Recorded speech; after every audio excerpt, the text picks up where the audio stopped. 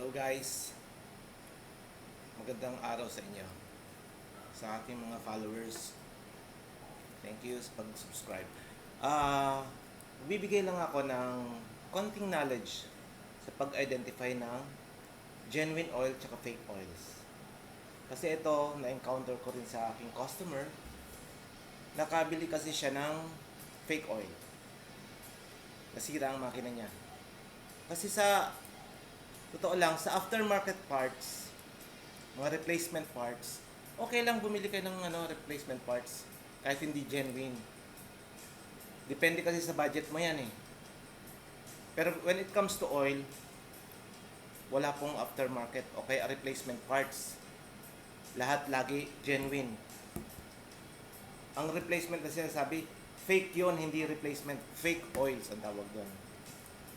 Ngayon ito, konting knowledge lang sa pag-identify itong brand na to, Kawasaki.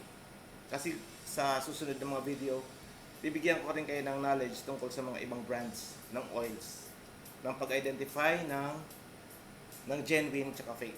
Ito, brief knowledge lang. First of all, color. Kita nyo na kaagad ang kulay magkaiba. Ito po ang genuine, ito po ang fake. Ito po nagkakahalaga mga around 250, 280, ganyan. Depende sa seller kasi yun eh. Ito po naghahalaga 200 pesos below. Fake po yan. Wala pong viscosity yan. Ito, 20W50. May viscosity to. So ito, delikado, masira motor nyo dyan. Nakatipid nga kayo. Bumili kayo ng peking oil, pero ang makina nyo kakatok. Promise yan. Ito, pag-identify, color. First of all, color. Magkaiba siya ng kulay. Masyadong dark to. Secondly, takip, makita nyo. Yan. Yan ang groove niyan. Makikita nyo yung groove. Unlike dito, kita nyo. Yan. Hiwa-hiwalay. Yan oh, sa takip, makikita nyo. Oh, yan. Tapos ito pa, yung genuine, malinaw po ang sulat dyan na 4-stroke engine oil. Malinaw yan oh. Basang-basa yan. Sa fake, hindi. Malabo po yan. Hindi masyadong readable yan. Malabo. Ayan o.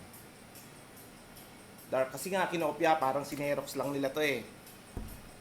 Yan. Tapos ito, pinaka-importante sa lahat ito. Yung markings na yan, manufacturing date. Yan. Importante yan. Actually, halos lahat ng oil na genuine meron yan. Pag wala yan, 100% peke yan. Ito, kita nyo, wala yan. Very clear, wala. Ang old packaging ng Kawasaki kasi, yung gray ang color, wala na po yun, phase out na yun. Ito na talaga ang genuine oil. Makikita nyo, kung may makita man kayo sa market na ganun, old packaging, yung kulay gray, make sure na merong manufacturing date.